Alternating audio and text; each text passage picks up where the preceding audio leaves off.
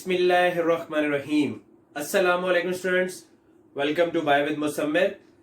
Students, हमने previous lecture में discuss किया था about the structure of plasma membrane. और प्लाज्मा मेम्ब्रेन के स्ट्रक्चर में हमने देखा लिपिड्स को, प्रोटीन्स को और कार्बोहाइड्रेट्स को। और कार्बोहाइड्रेट्स जो हैं उनको हमने देखा in the form of glycolipids and glycoproteins. अच्छा देखिए स्टूडेंट्स, अभी हम डिस्कस करेंगे about the functions of plasma membrane lipids, about the functions of plasma membrane proteins and about the functions of glycolipids and glycoproteins। तो चलें सबसे पहले देख लेते हैं the functions of plasma membrane lipids। अच्छा देखिए स्टूडेंट्स, सबसे जो फर्स्ट रोल है प्लाज्मा मेम्ब्रेन लिपिड्स का, that is in fluidity of membrane। देखिए स्टूडेंट, ये जो लिपिड्स होते हैं, lipids control the fluidity of membrane. इसका मतलब ये है कि ये मेम्ब्रेन की जो फ्लूइडिटी है उसको कंट्रोल करते हैं। और ये फ्लूइडिटी मैं पहले भी डिस्कस कर चुका हूं कि मेम्ब्रेन का जो स्ट्रक्चर है वो सॉलिड नहीं है, रिजिड नहीं है, बल्कि मेम्ब्रेन का स्ट्रक्चर फ्लूइड है, तो जिसको हमने फ्लूइड मोज़ेक मॉडल में डिस्कस भी किया था। तो ये जो फ्लूइडिटी है ये लिपिड्स की वजह से मिलती है। अब देखिए स्टूडेंट, लिपिड्स जो होते हैं ये फैटी एसिड्स और ग्लिसरॉल के बने हुए होते हैं। और फैटी एसिड्स आपको पता है कि सैचुरेटेड भी हैं और अनसैचुरेटेड भी हैं। अब जो सैचुरेटेड फैटी एसिड है, यानी जिनके अंदर carbon carbon single bond present होता है, और जो अनसैचुरेटेड फैटी एसिड्स हैं जिनमें carbon carbon double bond present होता है। देखिए स्टूडेंट, जो सैचुरेटेड फैटी एसिड्स हैं ये बॉडी टेम्परेचर पे सॉलिड फॉर्म में होते हैं, और जो अनसैचुरेटेड फैटी एसिड्स हैं ये बॉडी टेम्परेचर पे लिक्विड फॉर्म में होते हैं। तो अगर अनसैचुरेटेड फैटी एसिड्स लिपिड में मौजूद होंगे तो वो लिपिड बॉडी टेम्परेचर में लिक्विड फॉर्म में होंगे। यानी इसका मतलब ये है कि जितनी ज्यादा अमाउंट इंक्रीज होती जाएगी अनसैचुरेटेड फैटी एसिड्स की फास्फोलिपिड्स के अंदर, तो फास्फोलिपिड्स क्या करेंगे, ये फ्लूइडिटी की तरफ जाएंगे।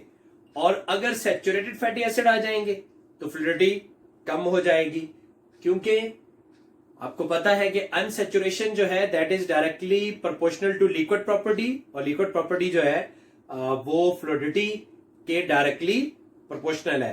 तो इसका मतलब ये हुआ कि जितने ज्यादा अनसैचुरेटेड फैटी एसिड्स फास्फोलिपिड्स के अंदर प्रेजेंट होंगे फ्लूइडिटी उतनी इंक्रीज होती जाएगी, फ्लूइडिटी इतनी बढ़ती जाएगी। अब देखिए स्टूडेंट, इस फ्लूइडिटी का मेम्ब्रेन के अंदर क्या एडवांटेज है।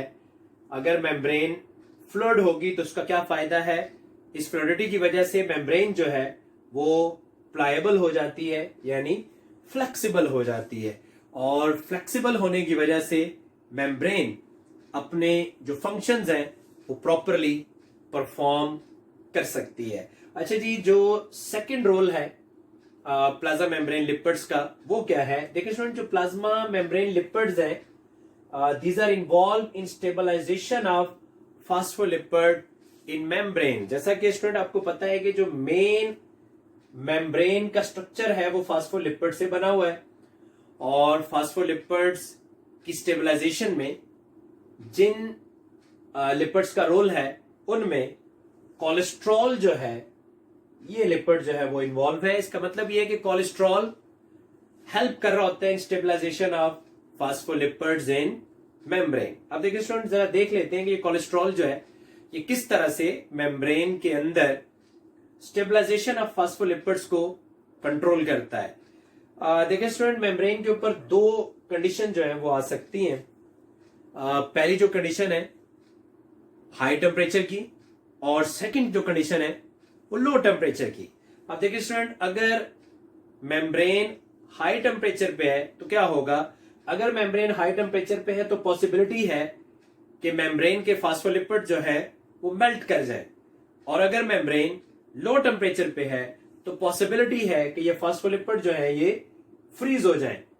अच्छा, अब होता क्या है, अब जो हमारी बॉडी का टेम्परेचर है ये भी काफी ज्यादा टेम्परेचर है, और इस हाई टेम्परेचर के ऊपर पॉसिबिलिटी है कि ये जो फास्फोलिपिड्स हैं ये मेल्ट कर जाए। अब कोलेस्ट्रॉल क्या करता है, कोलेस्ट्रॉल जो कि प्रेजेंट होता है इन मेम्ब्रेन्स के अंदर, ये कोलेस्ट्रॉल जो है वो स्टेबलाइज करता है फास्फोलिपिड्स को बॉडी टेम्परेचर पे। तो देखिए स्टूडेंट, ये किस तरह से बॉडी टेम्परेचर पे फास्फोलिपिड्स को स्टेबलाइज करता है। बेसिकली ये जो फैटी एसिड्स हैं, फैटी एसिड्स के जो हाइड्रोकार्बन्स होते हैं, हाइड्रोकार्बन के मिथाइलिन ग्रुप्स की कुछ इस तरह की अरेंजमेंट करता है कि जिसकी वजह से जो फास्फोलिपिड्स हैं इनका मेल्टिंग पॉइंट इंक्रीज हो जाता है। तो अब देखें स्टूडेंट, अगर फास्फोलिपिड्स का मेल्टिंग पॉइंट इंक्रीज हो जाए, जैसे अगर 37 डिग्री सेंटीग्रेड से ज्यादा इनका मेल्टिंग पॉइंट हो जाए, तो हमारी तो बॉडी टेम्परेचर 37 है, तो इस 37 डिग्री सेंटीग्रेड पर ये फास्फोलिपिड मेल्ट नहीं करेंगे क्योंकि इनका मेल्टिंग पॉइंट जो है वो कोलेस्ट्रॉल की प्रेजेंस की वजह से इंक्रीज हो गया। अच्छा, इसी तरह से अगर टेम्परेचर बहुत लो हो जाता है तो बहुत लो टेम्परेचर के ऊपर चांसेस होते हैं कि ये जो लिपिड्स हैं ये फ्रीज कर जाए। अब देखिए स्टूडेंट, अगर ये लिपिड फ्रीज कर जाते हैं तो जाहिर सी बात है कि जो मेम्ब्रेन का फ्लूइड कैरेक्टर है वो डिस्टर्ब हो जाएगा, और अगर मेम्ब्रेन का फ्लूइड कैरेक्टर डिस्टर्ब हो जाता है तो मेम्ब्रेन प्रॉपरली अपने जो फंक्शंस है वो परफॉर्म नहीं कर सकेंगी। तो ऐसे केस में ये जो कोलेस्ट्रॉल है ये क्या रोल प्ले करता है, तो ये कोलेस्ट्रॉल जो है इन लिपिड्स के बीच में इंटरकलेट हो जाता है। जैसे कि आपको मैंने पहले ही बताया था कि ये जो मेम्ब्रेन्स हैं, दो लेयर है लिपिड की, बाय लेयर, इस लिपिड की जो बाय लेयर है इनके बीच में कोलेस्ट्रॉल जो है वो वेज्ड है।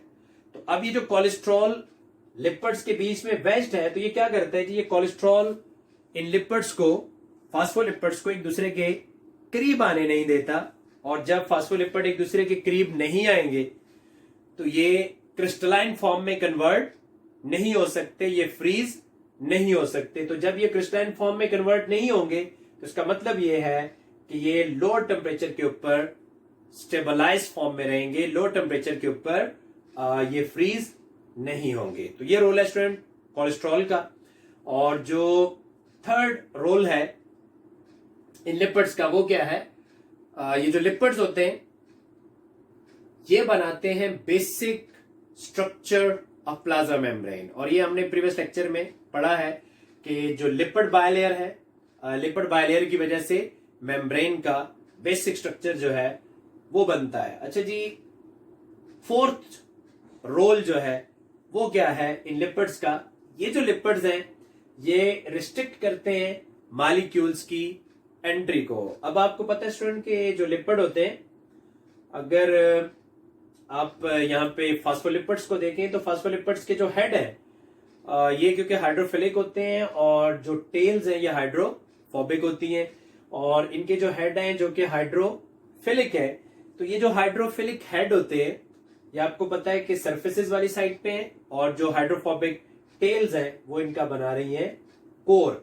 अब जो कोर है इनका वो क्योंकि हाइड्रोफोबिक है, तो इसका मतलब ये हुआ हाइड्रोफोबिक जो वाटर को रिपेल करते हैं, तो बहुत सारे जो वाटर सॉल्युबल मॉलिक्यूल हैं वो यहां से पास नहीं हो सकेंगे, जबकि लिपिड सॉल्युबल मॉलिक्यूल वो इजीली यहां से पास हो सकते हैं, इसको क्रॉस कर सकते हैं। अच्छा स्टूडेंट, इसी तरह से जो पोलर मॉलिक्यूल होते हैं, अब पोलर मॉलिक्यूल उनके ऊपर ज्यादा चार्जेस होते हैं, तो पोलर मॉलिक्यूल जो है वो जब यहां से पास होने लगेंगे तो जो कोर के अंदर जो टेल है बात है वो क्या करते हैं जी, इसको जो है वो रिपेल करेंगे। और इसी तरह से अगर आप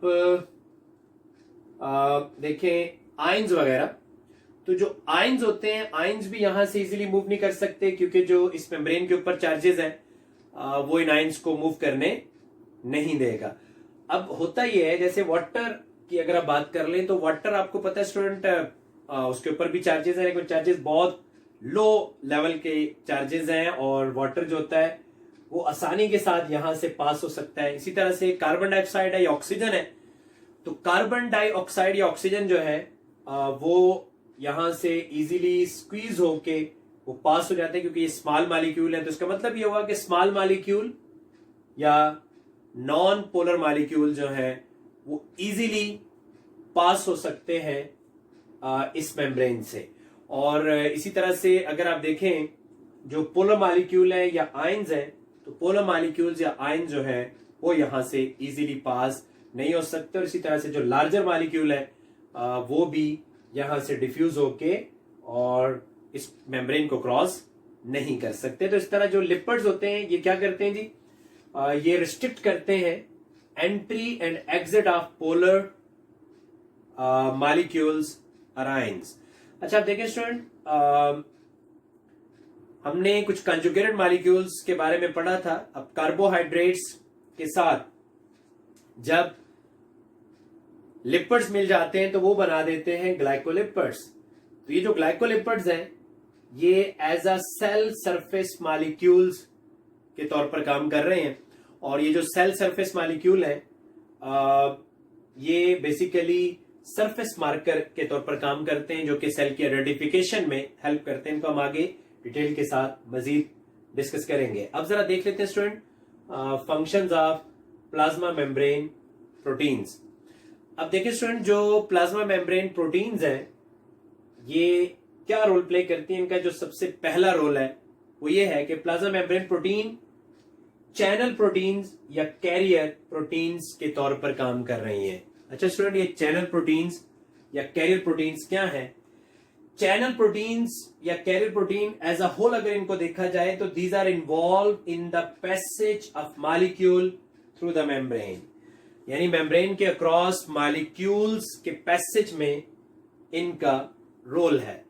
अच्छा स्टूडेंट, इनमें जो चैनल प्रोटीन्स होती हैं, चैनल हम रास्ते को कहते हैं, तो जो चैनल प्रोटीन्स होती हैं दे हैव अ चैनल, यानी उनके अंदर एक रास्ता होता है। और उस रास्ते के जरिए क्या होता है जी, through that channel substance simply can move across the membrane, यानी जो सब्सटेंसेस होते हैं उस चैनल के जरिए बड़ी आसानी के साथ मूव कर जाते हैं। तो अगर आप एक डायग्राम जो है वो देख लें तो इस डायग्राम में आपको ये नजर आ रहा है कि this one is the membrane और इसके ऊपर जो है एक प्रोटीन है जिसको हम कहते हैं चैनल प्रोटीन। और इसके अंदर ये आपको एक चैनल नजर आ रहा है और मॉलिक्यूल जो है from high concentration to low concentration इस चैनल के जरिए मूव करके और आगे आ रहे हैं। अच्छा स्टूडेंट, इसी तरह से जो कैरियर प्रोटीन्स होती हैं, कैरियर मतलब ऐसी प्रोटीन जो कि लेके जाती है, क्योंकि कैरियर किसी भी ऐसे स्ट्रक्चर को कहते हैं जो लेके जा सकता हो। तो कैरियर प्रोटीन जो है वो क्या करती हैं, कैरियर प्रोटीन का काम ये है कि ये प्रोटीन कंबाइन कर जाती हैं विद द सब्सटेंस। जिस सब्सटेंस को इन्होंने मूव करवाना है उसके साथ ये कंबाइन कर जाएंगी और कंबाइन करके इसको मूव करवा देती हैं अक्रॉस द मेम्ब्रेन। तो अब अगर आप एक और डायग्राम जो है उसको देख लें, इसके नीचे बनी हुई है, तो इसमें आपको ये मेम्ब्रेन नजर आ रही है और ये जो मेम्ब्रेन है इसका इसके ऊपर ये प्रोटीन्स मौजूद हैं।